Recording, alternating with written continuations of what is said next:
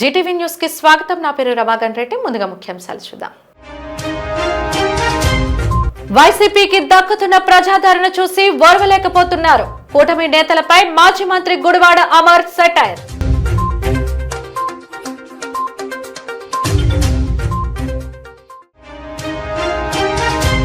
PPP విధానానికి ప్రైవేటీకరణకు తేడా తెలియకుండా మాట్లాడుతున్నారు. జగన్ వ్యాఖ్యలు ఖండించిన టీడీపీ నేత చింతకాయల విజయ్.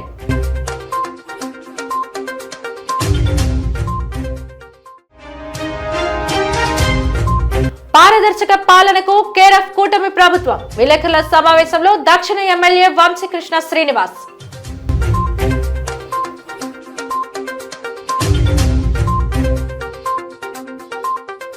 రాష్ట్రంలోని అన్ని ప్రాంతాలకు సూపర్ స్పెషాలిటీ వైద్య సేవలు అందించాలన్న సదుద్దేశంతో తమ ప్రభుత్వ హయాంలో మెడికల్ కళాశాలలు ఏర్పాటు చేశామని, వాటిని ప్రైవేట్ వ్యక్తుల చేతుల్లో పెట్టి సొంత ఖజానాలను నింపుకుందామని చూస్తే వైసీపీ చూస్తూ ఊరుకోదని మాజీ మంత్రి గుడివాడ అమర్నాథ్ హెచ్చరించారు. మద్దెలపాలెం పార్టీ కార్యాలయంలో ఏర్పాటు చేసిన విలేకరుల సమావేశంలో ఆయన మాట్లాడుతూ, జగన్మోహన్ రెడ్డి అనకాపల్లి జిల్లా పర్యటనకు వచ్చిన విశేష స్పందనను చూసి కూటమి నేతలకు ముచ్చెమటలు పట్టాయన్నారు. మెడికల్ కళాశాలలపై జగన్మోహన్ రెడ్డి తన స్టాండ్ ను వెల్లడించారని తెలిపారు. నగర పోలీస్ కమిషనర్ రాజకీయ నాయకుల్లా వ్యవహరించడం సబబు కాదన్నారు. నిన్న వారు ప్రజలను ఉద్దేశించి నిన్న నర్సీపట్నం కాలేజ్ దగ్గర జరిగినటువంటి పత్రికా సమావేశం ద్వారా వారి స్టాండ్ను కూడా చెప్పడం జరిగింది. ఈ ఆధునిక దేవాలయాల్ని మా ప్రభుత్వం ఉన్నప్పుడు వీటిని పేదవాడికి అందించాలని, వైద్య విద్యని పేదవాడికి మరింత చేరువ చేయాలని, టెరిషరీ కేర్ని ఈ రాష్ట్రంలో ఉన్నటువంటి కోట్లాది మంది ప్రజలకు అందించాలని వారు ఏదైతే ఆ రోజు తపన పడ్డారో, ఈరోజు ఇప్పుడున్నటువంటి ప్రభుత్వం ఆశపడినటువంటి ప్రజలు, ముఖ్యంగా పేద విద్యార్థులు మన భవిష్యత్తు ఏంటి అని అనుకునేటువంటి పరిస్థితుల్లోకి ఈ ప్రభుత్వం తీసుకెళ్లిపోయింది. పీపీపీ పద్ధతిలో ప్రైవేట్ వారికి అప్పచెప్పడానికి 10 కాలేజీలు అప్పచెప్పడానికి ఈ ప్రభుత్వం తీసుకున్నటువంటి నిర్ణయాన్ని నిరసిస్తున్నాం. ఈ నిర్ణయాన్ని వెనక్కి తీసుకోవాలి, ఇది ప్రజల ఆకాంక్షలకు వ్యతిరేకంగా ఉంది అన్నటువంటి ఉద్దేశాన్ని నిన్న పెద్ద ఎత్తున ప్రజలు బయటకు వచ్చి జగన్మోహన్ రెడ్డి గారికి సంఘీభావం తెలియజేసి ఈ ప్రభుత్వ నిర్ణయాన్ని నిరసిస్తూ చేసినటువంటి నిన్నటి కార్యక్రమం విజయవంతంగా జరిగినందుకు, దాన్ని విజయవంతం చేసినటువంటి ప్రజలకి, సంఘీభావం తెలియజేసినటువంటి ప్రజలకి, మా పార్టీ నాయకత్వానికి అందరికీ కూడా 2 చేతులు జోడించి పాదాభివందనం తెలియజేస్తా ఉన్నాం. ఇది వైఎస్ఆర్ కాంగ్రెస్ పార్టీకి, తెలుగుదేశం పార్టీకో, కూటమి ప్రభుత్వానికో మధ్యన ఉన్నటువంటి సమస్య కాదు. ఇది రాష్ట్రంలో ఉన్నటువంటి సామాన్యులకి, పేదవాడికి, ఏ పార్టీలకి సంబంధం లేనటువంటి మేధావులకి అందరికీ కూడా సంబంధించినటువంటి ఈ రాష్ట్ర సమస్య. ఈరోజు ఉదాహరణకి పీపీపీలో వీరు ప్రైవేట్ వారికి ఏదైతే ఈ ప్రభుత్వం ఆలోచన చేసి తీసుకున్నటువంటి నిర్ణయం ద్వారా ఈరోజు ప్రభుత్వ మెడికల్ కాలేజీలో 50% ఫ్రీ సీట్స్ ఏవైతే ఉంటాయో, ఆ ప్రభుత్వ మెడికల్ కాలేజీలో ట్యూషన్ ఫీజు 15,000 మాత్రమే, 50% సీట్స్. అలాగే మేము ఆ రోజు ప్రతిపాదించినటువంటి 50%, ఈ 17 మెడికల్ కాలేజీలో కూడా 50% మెడికల్స్ ఏవైతే జనరల్ కేటగిరీ ఈ ఫ్రీ సీట్స్ ఉంటాయో, ఇది ప్రభుత్వంలో కొనసాగితే అవి కూడా 15,000 ఉండేవి. కానీ ఈరోజు రాష్ట్రంలో ఉన్నటువంటి ప్రైవేట్ మెడికల్ కాలేజెస్, ఆ ప్రైవేట్ మెడికల్ కాలేజెస్లో సీట్స్ ఫ్రీ సీట్ వచ్చినా వారి ట్యూషన్ ఫీ మాత్రం సంవత్సరానికి 3,50,000 రూపాయలు. అంటే రేపు ఈ పీపీపీ పద్ధతిలో ప్రైవేట్ వారికి రేపు చేతికి వెళ్ళిపోతే చదువుకొని మెరిట్ ద్వారా సీటు వచ్చినా సరే 3,50,000 రూపాయలు సంవత్సరానికి కట్టాల్సినటువంటి పరిస్థితి వచ్చేది. ఇప్పుడు వస్తుంది, ఆ పరిస్థితి వస్తుంది. అదే బి కేటగిరీ 19 నుంచి 20 లక్షల రూపాయలు పెట్టారు.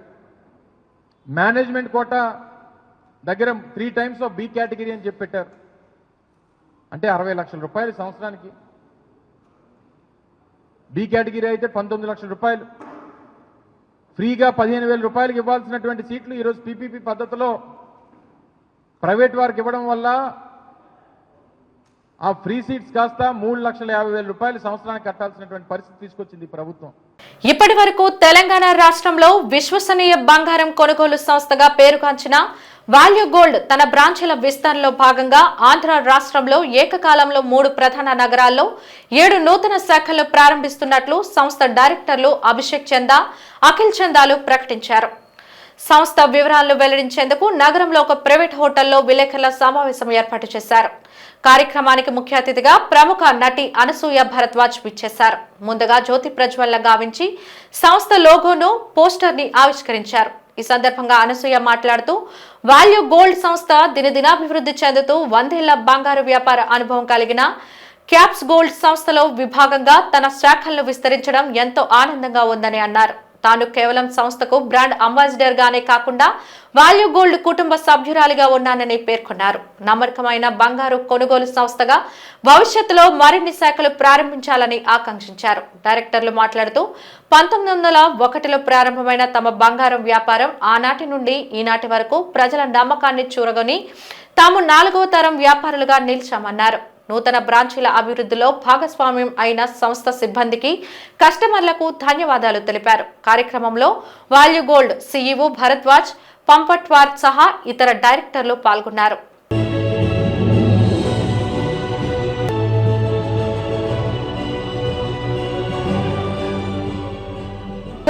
Prosperity and sustainability, esteemed dignitaries and a chief guest already got the flower, so let me welcome. Put your hands together. Next, I would like to welcome. ఇదంతా కూడా ఓన్లీ హౌస్ హోల్డ్స్లో హౌస్ వైఫ్స్ దగ్గర ఉన్న gold reserves మీరు calculate చేసుకుంటే more than 15,000 metric tons మన ఇండియాలో ఉండడం జరుగుతుంది. అయితే ఈరోజు మీ పవర్ అనేది మీ నిత్యావసరాల కోసము ఒక దగ్గర వెళ్ళి అమ్ముకోవాలనుకుంటే కనుక ఒక సరైన చిరునామా అనేది వాల్యూ గోల్డ్ కల్పిస్తుంది. మీ గోల్డ్ను మా వద్ద దర్జాగా వచ్చి ఎటువంటి ఫికర్ లేకుండా, అంటే మా ట్యాగ్ లైన్ కూడా అదే, ఎటువంటి ఫికర్ లేకుండా బేఫికర్గా మీరు అమ్ముకోవడానికి మా వాల్యూ గోల్డ్ సంస్థ ఇప్పుడు తెలంగాణలో ఎస్టాబ్లిష్ చేసుకొని హైదరాబాద్లో లాస్ట్ 1 ఇయర్లో మోర్ దెన్ 10 బ్రాంచెస్ వి ఎస్టాబ్లిష్డ్ అండి in Telangana.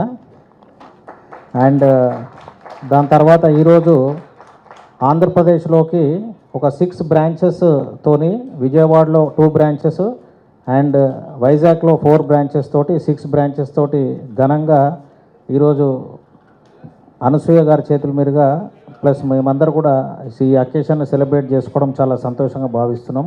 Every time we are catching up, we are actually catching up. అందుకే ఎవరెవరు ఏం మాట్లాడారో తెలియట్లేదు కానీ we would just, so it's like family for me. నేను మీ అందరికీ తెలిసినట్టు I don't associate myself with everything and anything. I'm very very particular because I would want to be one of you. మీ అందరూ కూడా కొనాలి, ఇన్వాల్వ్ అవ్వాలి అనుకునే commodities are బ్రాండ్స్తోనే నేను associate అవుతాను. So that way value gold and Caps Gold for that matter, before Value Gold established ayye kante modu nunche we've been associating with their brands. Bangaram viluva enta perigindo mana andariki telusu. So usual ga bangaram ammo value perugutundi ani as customers manandaram tension padipotu untam, కానీ thanks to Value Gold బంగారం కొనడం అమ్మడం రెండు హ్యాపీగా ఉన్నాయి. Price పెరుగుతున్న కొద్దీ మనం కూడా హ్యాపీగా ఫీల్ అయ్యేలాగా ఆ బ్రాండ్ ఎస్టాబ్లిష్ అయింది. బికాజ్ వాల్యూ గోల్డ్ ఉంటే బంగారం రేటు పెరిగితే కొనుక్కోకపోతే అమ్మేసుకుందాము అనే రేంజ్లో ఉంది. So thank you so much for building that brand like that value gold. Because కొనేటప్పుడు మనం టెన్షన్ పడుతుంటాం, అమ్మ రేటు పెరుగుతుంది కొనేయాలి.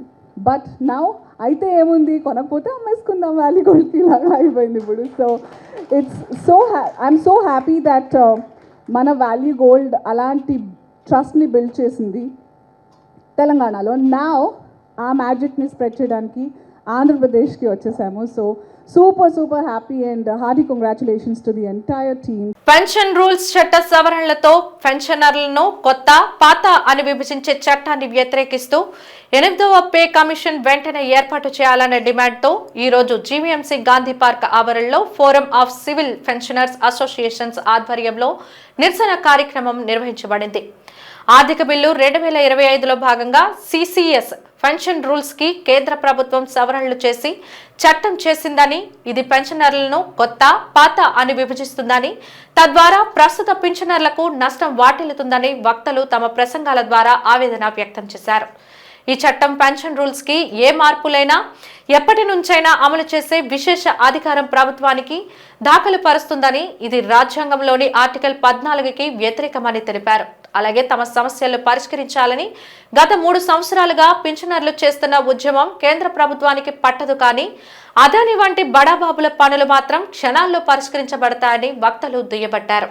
నిరసనలో రక్షణ, BSNL, postal, RMS, central pensioners, NSTL, AIPRPA, GIC, కేంద్రీయ విద్యాలయాలు మొదలైన పెన్షనర్ల సంఘాల పెన్షనర్లు పాల్గొన్నారు. విషయం చెప్తాను, బహుశా తెలియదు, ఇది రాజకీయం అని మీరు అనుకున్నా అనుకోకపోయినా ఒక విషయం చెప్పాలి. అదానీ గారు ఏం చేశాడంటే సౌర విద్యుత్తు, సూర్యుడి ఎండ నుంచి విద్యుత్ తయారు చేసి అమ్ముతాను అని ఒక రాజస్థాన్లో ప్లాంట్ పెట్టాడు. వాడికి కొన్ని వేల ఎకరాలు స్థలం ఇచ్చారు. పోనీ ఎండ నుంచి సూర్యుడిని విద్యుత్ తయారు చేస్తే మంచిదే అనుకున్నాం. ఆ విద్యుత్ ₹2.85 యూనిట్కి అమ్ముతాను, ఎవరు కొంటారు అన్నాడు. అంతంత ఖరీదు పెట్టి కొనడమా అని జనాలందరూ వెనక్కి తగ్గారు. తగ్గితే దానికి సెంట్రల్ గవర్నమెంట్ ఏం చేసిందో తెలుసా? Solar energy corporation of India అని పెట్టింది. వెంటనే రోజులు తేడాలో SECI solar energy corporation of India వచ్చేసింది. మీ 8th పే కమిషన్ ఎప్పటి నుంచి అడుగుతున్నారు? 3 సంవత్సరాలు బట్టి అడుగుతున్నాడు. వాడు అడిగిన 3 రోజులకి సెకి వచ్చింది. నేను చెప్తున్నది అది, మనం అడగకపోవడం వల్లే వాడు ఇవ్వట్లేదని అమాయకులు ఎవరైనా ఉంటే అడగకపోవడం కాదు, మీరు అడిగినా ఇచ్చే పరిస్థితి లేదు. వాడు మాత్రం అడగగానే సెకి ఏర్పాటు చేశారు. ఈ సెకి వాడు వెంటనే రాష్ట్ర ప్రభుత్వాలకు ఒక లెటర్ రాశాడు. ఏమని? మీరు ఖర్చు పెట్టే విద్యుత్తులో 10% సోలార్ విద్యుత్ కొనాల్సిందే అని పెట్టాడు. కోర్టులో కేసు పెండింగ్ లో ఉండగానే పెందుర్తి చిన్నముసిడివాడ జోగులాంబ బస్టాండ్ దారిలో ఉన్న అంబేద్కర్ విగ్రహాన్ని ఆర్డీఓ శ్రీలేఖ అక్రమంగా ముసుగు వేసుకున్న వ్యక్తులతో తొలగించడానికి ప్రయత్నించారని ఆరోపిస్తూ అక్కడి స్థానికులు నిరసన చేపట్టారు. ఆటోల్లో పెట్టుకొని ఈడ్చుకొని తీసుకొని లాక్కొని తీసుకొని వెళ్ళారు. లాస్ట్ టైం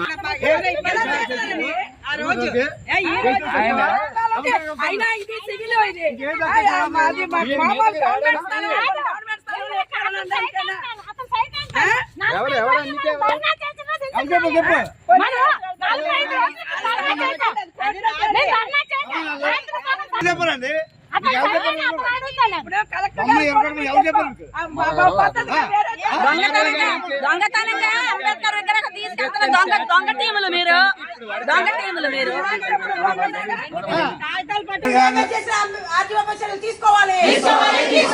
అంబేద్కర్ గారిని ధ్వంసం చేసిన ఆర్డీఓపై ఎస్సీ అత్యాచార కేసు నమోదు చేయాలి. ఆర్డీఓని తక్షణమే సస్పెండ్ చేయాలి. పెద్ద ఎంఆర్ఓ ఆఫీసు లంచగొండి కార్యాలయంగా మార్చండి. ఆర్డీఓ శ్రీలేఖపై చర్యలు తీసుకోవాలి. శ్రీలేఖ సాగించిన అన్యాయాలపై విచారణ జరిపించాలి. ఆర్డీఓ శ్రీలేఖ వెంటనే సస్పెండ్ చేయాలి. ఆర్డీఓ శ్రీలేఖ గారి వెంటనే సస్పెండ్. ఆల్రెడీ ఇంతకు ముందు ఆయన కూడా ఎవరైతే ఈ స్థలం నాదంటున్నాడు ఆయన సమక్షంలో వచ్చారు. మీరు వేరేగా రాలేదు.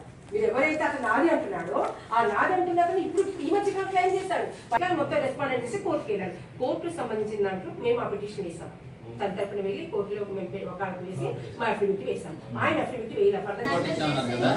రామారావు గారు రాసిన దాని రిపోర్ట్లోనే ఆయన రాశారు 2003లో ఇది గొడవలకు మేము కాకుండా సంబంధించిన దాంట్లో కానీ ఆర్డీఓ గారికి సంబంధించిన దాంట్లో కానీ మీరు ఏదైతే చెప్పారు వాళ్ళు బలిపస్ చేశారని మేము అనుకుంటున్నాం. ఆర్డీఓ గారి మీద మేము అందరి మీద కూడా అందరికీ తెలుసు.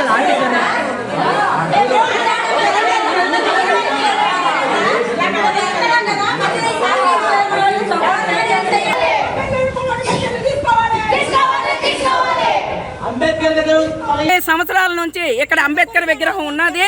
దాని గురించి చాలాసార్లు అంబేద్కర్ విగ్రహాన్ని తొలగించాలని వచ్చారు. దాన్ని మేము కాపాడుతూ వచ్చాము.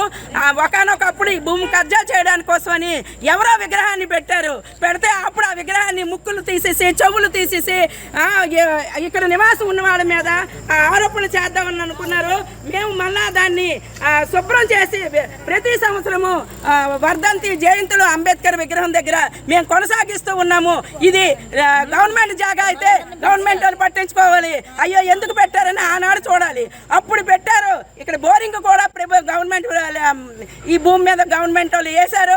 దానికోసం ఆ జాగా అతను అయినట్టుగైతే చట్టబద్ధంగా వెళ్ళాలని ఆనాడే చెప్పాము. చట్టబద్ధంగా కోర్టుకు కూడా వెళ్ళారు. కోర్టులో ఈ కేసు నడుస్తుండగా కూడా ఈ రోజు దొంగదారిన దొడ్డుదారిన మాస్కులు కట్టుకొని అధికారులు విగ్రహాన్ని ఎంత నీచంగా ఎంత దుర్మార్గంగా ఆ రాజ్యాంగాన్ని ఉల్లంఘన చేస్తూ రాజ్యాంగాన్ని బద్దలు కొడుతూ వీళ్ళు ఇంత నీచకానికి ఒడిగట్టారు.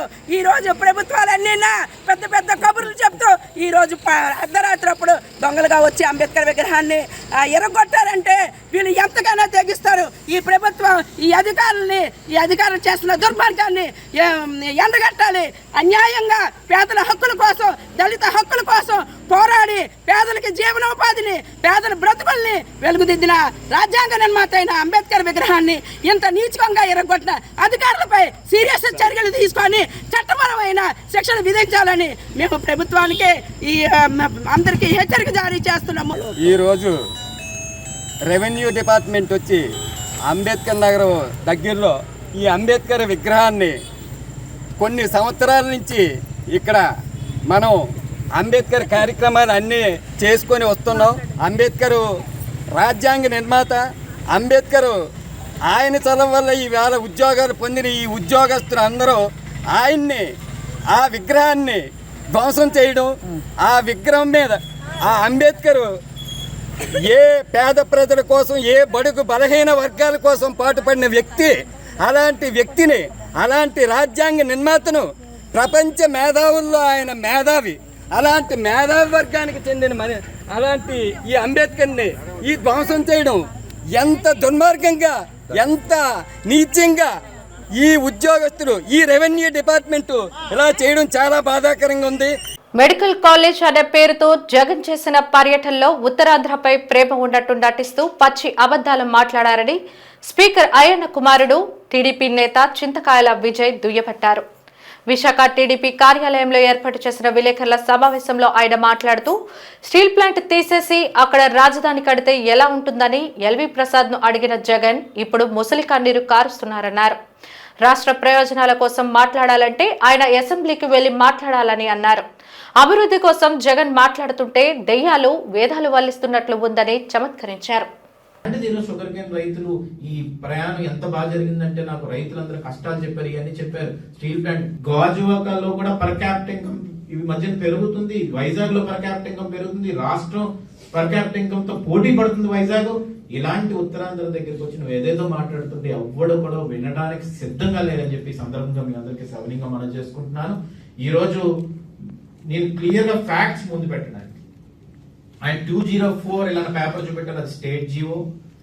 ఒక ఇన్ ప్రిన్సిపల్ గా till now it didn't get a single in principle approval from national medical council. ఏమనంటే ఇన్ఫ్రాస్ట్రక్చర్ అయిన తర్వాత నేషనల్ మెడికల్ కౌన్సిల్ కనీసం అప్రూవల్ పెట్టుకోవాలి కదా.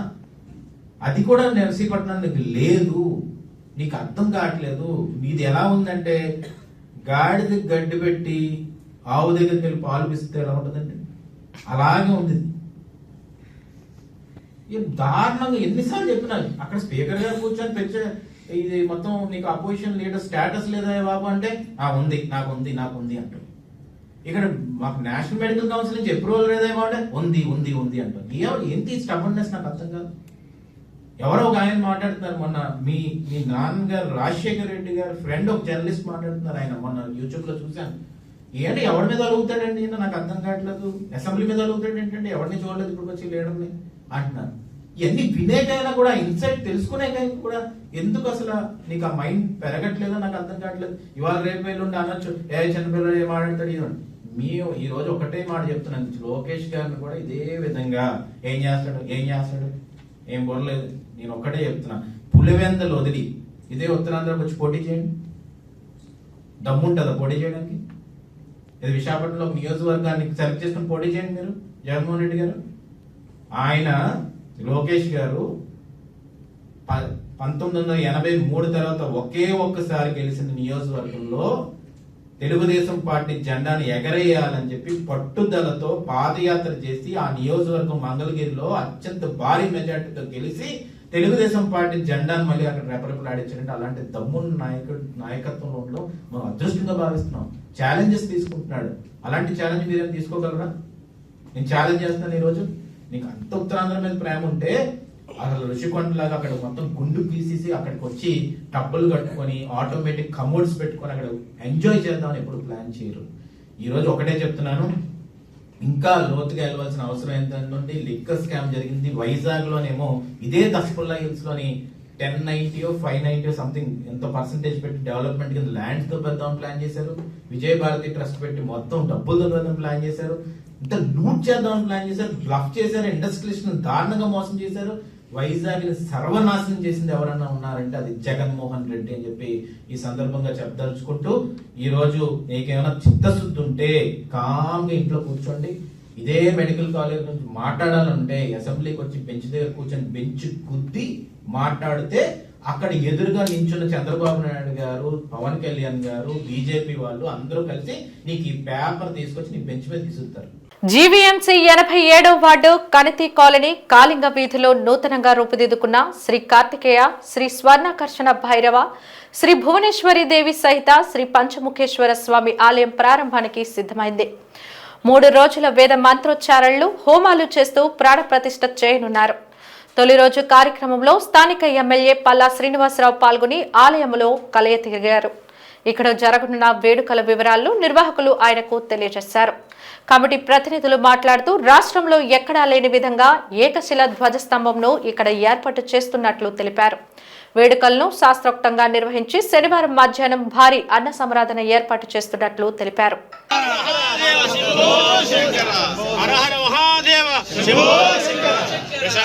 ఓం పరమేశ్వరాభ్యో నమః, ఓం కేశవాయ నమః, ఓం నారాయణాయ నమః, ఓం మాధవాయ నమః, ఓం గోవిందాయ నమః, ఓం విష్ణువే నమః, ఓం రామాలయం ప్రాంగణంలో కొత్తగా నిర్మించిన పంచముఖేశ్వర శివాలయంకి ఈ రోజు నుంచి పూజలు స్టార్ట్ అయ్యాయి.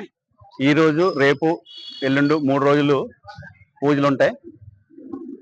ఎల్లుండి 11వ తారీఖు శనివారం నాడు ప్రాణ ప్రతిష్ఠ, భారీ ఎత్తున అన్న సమారాధన ఉంటుంది. రేపు శుక్రవారం 10వ తారీఖు విగ్రహాలు పాలాభిషేకం, విగ్రహాలన్నీ ధాన్యాగారంలో ఉన్నాయి. పాలాభిషేకం, జలాభిషేకం చేయడం జరుగుతుంది. ఈరోజు సాయంత్రం లక్షవారం సాయంత్రం 4 గంటలకి విగ్రహాలన్నీ కూడా ఊరేగింపుగా మొత్తం మా కనితి కాలనీ అంతా కూడా ఊరేగింపుగా భారీ ఎత్తున ఊరేగింపు చేయడం జరుగుతుంది.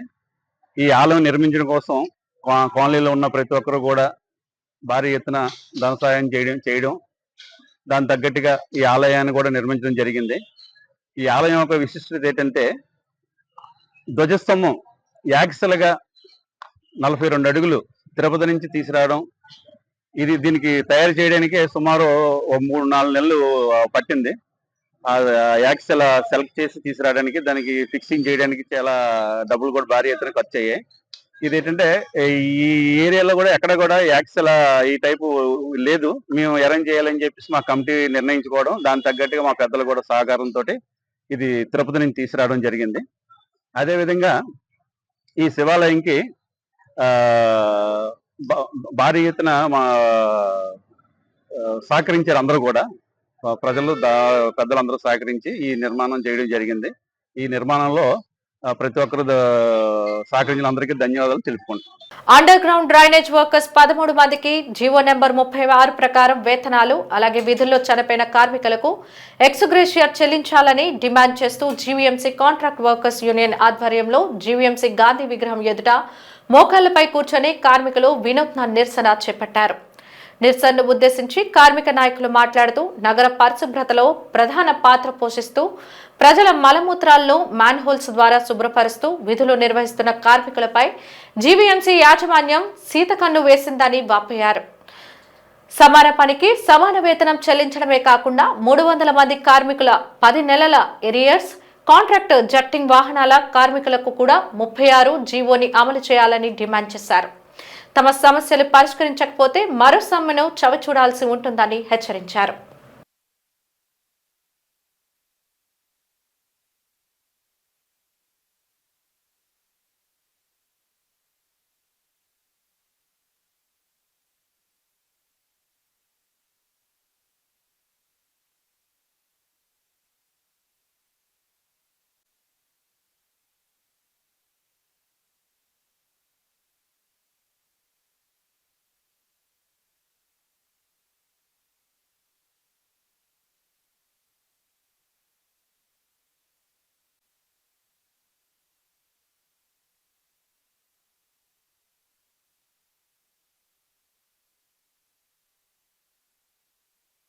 ఈరోజు యూజీడీ కార్మికులు రోడ్డు ఎక్కడ కారణం మాకు జీవో నెంబర్ 36 ప్రకారంగా ఈరోజు 13కి పెరిగిన జీతాలు ఇప్పటికీ ఇవ్వలేదు.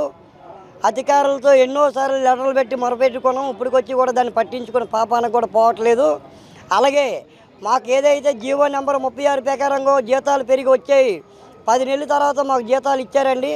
10 నెలలు ఏరియల్స్ కూడా మా కార్మికులకి అందరికీ 350 మందికి ఇవ్వాలి. అది కూడా ఎన్నోసార్లు లెటర్లు పెట్టినా సరే కమిషనర్ గారికి, మేయర్ గారికి వీళ్ళందరికీ లెటర్లు పెట్టినా సరే ఇప్పటికొచ్చి పట్టించుకోవట్లేదు. అలాగే మా కార్మికులకి అర్థాల్లో ఏ కార్మికులైతే చేస్తారో వీళ్ళందరికీ సబ్బులు, నూళ్ళు, రెయిన్ కోట్లు, కాకి డ్రెస్సులు ఇవన్నీ కూడా ప్రతి సంవత్సరం కూడా ఇస్తారు. అవి కూడా ఇప్పటికొచ్చి కూడా ఇవ్వట్లేదు. అధికారులు ఎన్నోసార్లు అడిగినా సరే నిన్న అధికారుల కాడికి వెళ్ళి మాట్లాడితే మేము కాంట్రాక్టులు ఇంకా అవ్వలేదు, ఎప్పుడో ఇస్తాం, వచ్చినప్పుడు వస్తాయి, కంగారు ఏంటని అడుగుతారు. ఇది చాలా అన్యాయం అండి.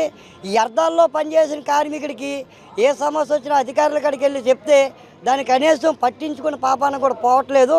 ఈరోజు కార్మికులందరూ రోడ్డు ఎక్కడ కారణం ఏరియల్స్ కోసం, పెరగవలసిన జీతాల కోసం, చనిపోయిన వాళ్ళకి ఏదైతే ఇన్సూరెన్స్ ఉందో దానికోసం, అన్నిటి కోసం పోరాటం పెట్టారు. కాబట్టి దీని ద్వారాగా ఏంటంటే ప్రతి ఒక్క కార్మికులు రోడ్డు ఎక్కడ కారణం అధికారుల నిర్లక్ష్యమే. ఈ రోజుకైనా సరే మా అధికారులందరూ అర్థం చేసుకొని మా కార్మికులకి తమ న్యాయం చేస్తే ఆ న్యాయపరంగా ఒప్పటికైనా సరే మేమందరం కూడా, లేకపోతే ఇది ఒక పోరాటానికి పూర్తినిస్తుందని మీ ద్వారా మేము కోరుకుంటున్నాం. ఈరోజు విశాఖపట్నంలో ఉన్న ప్రజల యొక్క మలమూత్రాలను ఎత్తి మొత్తం విశాఖపట్నం నగరాన్ని అంతా కూడా క్లీన్ చేసి అండర్గ్రౌండ్ డ్రైనేజ్ కార్మికులు ఇబ్బందులు పడిన పరిస్థితి ఏర్పడింది. ఎందుకంటే గత ప్రభుత్వం 2025 డిసెంబర్లో జీవో నెంబర్ 36 ఇచ్చింది. ఆ యొక్క 36లో క్లీన్ ఎన్రోల్మెంట్ వర్కర్ నెంబర్ 1గా ఇచ్చి అండర్గ్రౌండ్ డ్రైనేజ్ కార్మికులకి అందరూ కూడా 24,500 రూపాయలు ఇవ్వాలి అని చెప్పి జీవో ఇచ్చింది. ఆ యొక్క జీవోని 315 మందిలోని 304 మంది కార్మికులకి అమలు చేసి 11 మంది కార్మికులకి అమలు చేయకుండా వాళ్ళ కుటుంబాలు ఈరోజు ఇబ్బందుల పాలు చేసిన పరిస్థితి ఏర్పడింది. అలాగే ఇదే అండర్గ్రౌండ్ డ్రైనేజ్ సెక్షన్లో పనులు చేస్తూ కూడా చనిపోయిన కార్మికులు ఎవరైతే ఉన్నారో వాళ్ళ యొక్క బిడ్డలకు ఎటువంటి ఉపాధి కూడా ఇవ్వలేదు. అలాగే సుప్రీంకోర్టు లాంటి కోర్టులు కూడా చనిపోయిన కార్మికులకి అందరూ కూడా ఎక్స్గ్రేస్ ఇవ్వండి, అండర్గ్రౌండ్ డ్రైనేజ్ అంటే మలినాలు కూడా తొలగించే కార్మికులు కాబట్టి వీళ్ళకందరికీ 30 లక్షల రూపాయలు ఎక్స్గ్రేస్ ఇవ్వండి సుప్రీంకోర్టు చెప్పింది. కానీ ఈరోజు 30 లక్షలు కాదు కదా, ఆ యొక్క కుటుంబానికి ఒక 5 లక్షలు 10 లక్షలు ఇచ్చిన పరిస్థితి కూడా ఏర్పడలేదు. కాబట్టి ఆ యొక్క డబ్బులు ఏవైతే ఉన్నాయో ఆ ఎక్స్గ్రేస్ కూడా ఇవ్వాలని చెప్పని, అలాగే ఏలాగే అండర్గ్రౌండ్ డ్రైనేజ్లో పనిచేస్తున్న వెహికల్ మీద పనిచేస్తున్నారు వాళ్ళందరూ కూడా కాంట్రాక్టులు పనిచేయించుకున్నారు. వాళ్ళకి పిఎఫ్, ఈఎస్ఐ ఇటువంటి సౌకర్యం కూడా లేదు. 13,000 రూపాయలు మాత్రం జీతం ఇస్తున్నారు, ఒక సెలవులు లేవు. వాళ్ళకి ఏమని అడిగితే బానిసల్లో చూస్తున్నారు. నీ ఇష్టం వస్తే పని చేయండి, లేకపోతే మిమ్మల్ని తీసేస్తామని చెప్పి బెదిరిస్తూ ఉన్నారు. కురుపం గిరిజన గురుకుల పాఠశాలలో జాండీస్తో 2 బాలికల మృతి ప్రభుత్వ నిర్లక్ష్యానికి నిదర్శనమని మాజీ ముఖ్యమంత్రి వైఎస్ఆర్సీపీ అధ్యక్షుడు వైఎస్ జగన్ మండిపడ్డారు. విశాఖ కింగ్ జార్జ్ ఆసుపత్రిలో జాండీస్తో చికిత్స పొందుతున్న విద్యార్థినులను పరామర్శించిన అనంతరం ఆయన మీడియాతో మాట్లాడుతూ గిరిజన విద్యార్థుల సంక్షేమాన్ని ప్రభుత్వం పూర్తిగా గాలికొదిలేసిందని ఆగ్రహం వ్యక్తం చేశారు. సురక్షిత తాగునీరు లేకపోవడం వల్లే ఒకే స్కూల్లో 170 మంది కలుషిత నీరు తాగడం వల్ల జాండీస్ బారిన పడితే అవగాహన లేని మంత్రులు వాటర్ కంటామినేషన్ కాదని అబద్ధాలు చెప్పడంపై తీవ్ర అభ్యంతరం వ్యక్తం చేశారు. మృతి చెందిన విద్యార్థుల కుటుంబాలకు 25 లక్షల రూపాయల చొప్పున పరిహారం ఇవ్వాలని ప్రభుత్వాన్ని డిమాండ్ చేశారు. మరోవైపు వైఎస్ఆర్సీపీ తరపున వారికి 5 లక్షల చొప్పున పరిహారం ప్రకటించారు.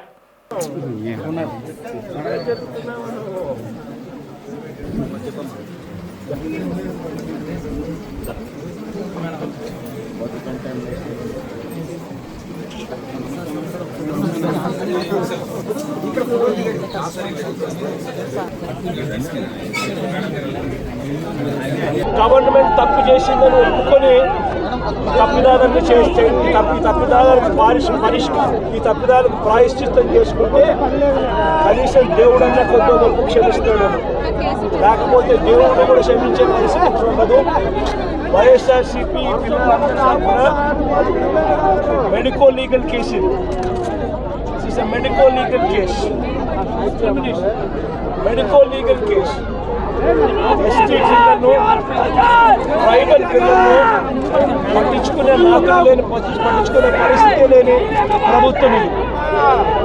కాబట్టి ఖచ్చితంగా దీని మీద వీళ్ళకు డ్యూ కాంపన్సేషన్ భాగంగా అవసరమైతే వైఎస్ఆర్సీపీ వీళ్ళందరి తరఫున కోర్టు ద్వారా కూడా తడుతుంది, కాంపన్సేషన్ ఇప్పించే కార్యక్రమం చేస్తుంది. గవర్నమెంట్ కూడా ఖచ్చితంగా కళ్ళు తెరవాలి. దీన్ని కప్పిపుచ్చే కార్యక్రమం చేసే కార్యక్రమం ఏదైతే ఉందో హోమ్ మినిస్టర్ ఇక్కడికి వచ్చి వాటర్ కంటామినేషన్ కాదు అని చెప్తారు. నాకు ఆశ్చర్యంగా ఉంది. అసలు జాండీస్ ఎందుకు వస్తుందో నాకు తెలుసా అని. జాండీస్ వస్తుందంటే అది వాటర్ కంటామినేషన్ వల్లే జాండీస్ వస్తాయి. ఒకరు కాదు, ఇద్దరు కాదు, ఒకే స్కూల్ నుంచి 170 మంది వచ్చినారు. 65 మంది ఒకే స్కూల్ నుంచి ఇక్కడే జాయిన్ అయినారు. ఇదే హాస్పిటల్లోనే. మన వాటర్ కంటామినేషన్ వల్ల కాకపోతే ఏదైనా కంటామినేషన్ వల్ల జరిగిందని చెప్పి నోరు తెరిచి అబద్ధాలు ఆడటమే. తప్పు జరిగింది, ఒప్పుకోమని చెప్పండి. ఒప్పుకొని దానికి ప్రాయశ్చిత్తం ఏమేం చేయాలో చేయండి. మెడికల్ కాలేజీలు ప్రైవేట్ పరం కావడం లేదని, పీపీపీ పద్ధతిలో నిర్వహించబడి 33 సంవత్సరాల తర్వాత ప్రభుత్వ పరమవుతాయని విశాఖ దక్షిణ నియోజకవర్గం ఎమ్మెల్యే వంశీకృష్ణ శ్రీనివాస్ స్పష్టం చేశారు. అనకాపల్లి జిల్లా పర్యటనలో మాజీ ముఖ్యమంత్రి జగన్మోహన్ రెడ్డి చేసిన వ్యాఖ్యలను ఖండిస్తూ ఈరోజు తన కార్యాలయంలో విలేకరుల సమావేశం నిర్వహించారు. అత్యాధునిక హాస్పిటల్ నిర్మాణం కోసమే పీపీపీ పద్ధతిలో నిర్వహణ చేపడుతున్నామని, వైసీపీ ప్రజలను తప్పుదోవ పట్టించడానికి చేస్తున్న ప్రయత్నం తప్ప మరొకటి లేదని ఆయన అభిప్రాయం వ్యక్తం చేశారు.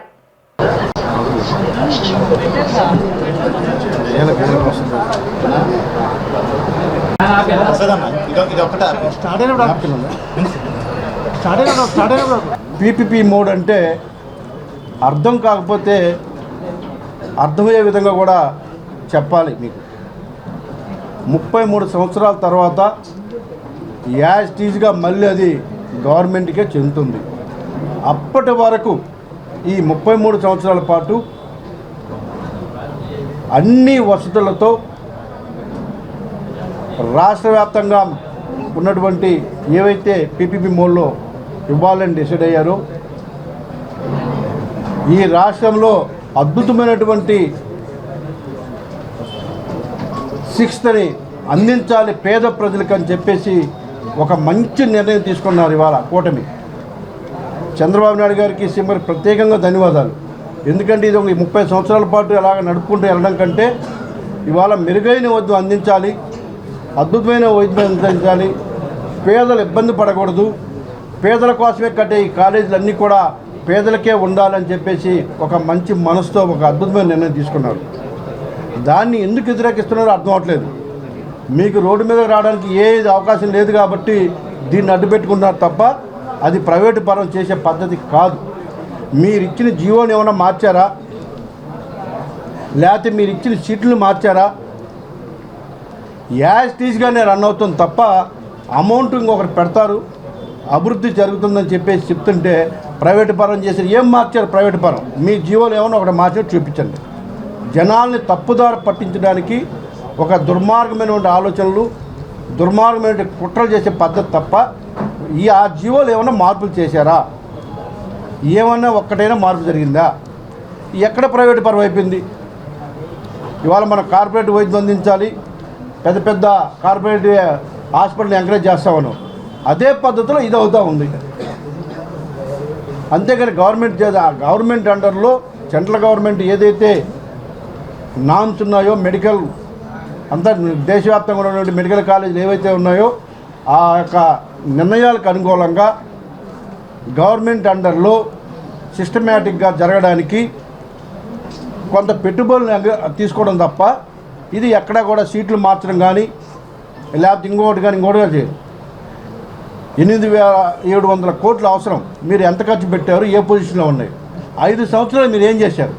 వార్తలు ముగించే ముందు ముఖ్యాంశాలు మరోసారి. వైసీపీకి దక్కుతున్న ప్రజాదరణ చూసి ఓర్వలేకపోతున్నారు. కూటమి నేతలపై మాజీ మంత్రి గుడివాడ అమర్ సెటైర్.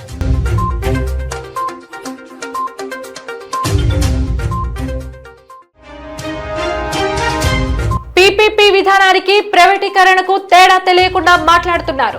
జగన్ వ్యాఖ్యలు ఖండించిన టీడీపీ నేత చింతకాయల విజయ్.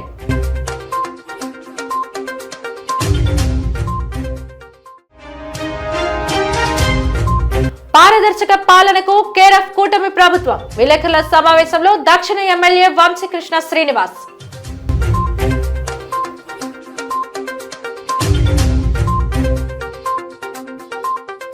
జీటీవీ న్యూస్ ఇంతటితో సమాప్తం. నమస్కారం.